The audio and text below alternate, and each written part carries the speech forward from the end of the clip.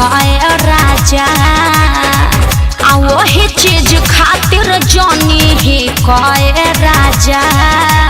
अरे वही इम्पोर्टेंट बात का चीज खातिर ही की हो। अरे सखी के सैया से कुछ सीखाए राजा वही चीज खातिर जानी ही कहे राजा। कैसे अपना धनिया के करे जाने सटले बा कैसे अपना धनिया के करे जाने सटले बा। तो सुना बिन बियाहे में हर लेके रखले बा का अरे सुपवा हंसे तो हंसे साला चलो नियो हंसले बा।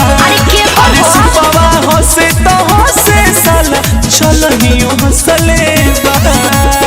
ओहो अरे का कहता रहा हमके कुछ समझ में नहीं आवत।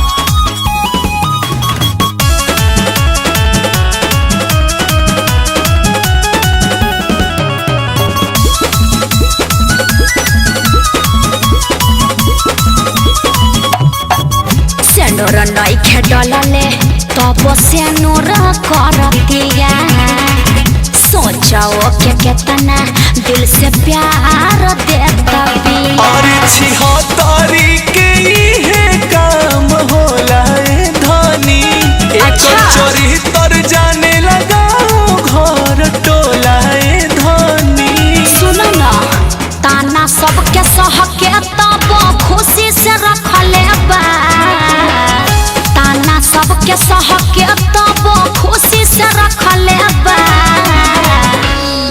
बिन बियाहे में हर लेके रखले बा। अरे चुप हो अरे जाए दे। सुपवा हंसे तो हंसे साला चलो नियो हंसले बा।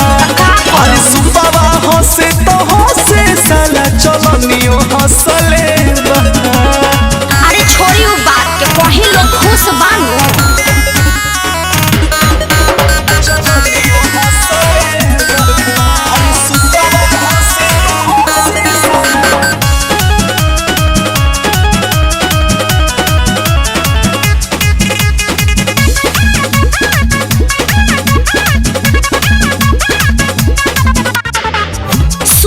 तानी अखिल सौन कर बारे बहुते क्लोज हो सुतत घड़ी पौआ दबाबे उनकर रोज हो। अरे बन के में हर मौक हम न रहबे रानी। अरे से दुश्मनी हम न बेसहबे रानी। सच्चा मोहब्बत कहतनी उहे नु परखले बा सच्चा मोहब्बत कहतनी उहे नु परखले बा। बिन बियाहे में हर लेके रखले बा। अरे त का करम जाए दे। हंसे तो हंसे साला चलो नियो हंसले बा।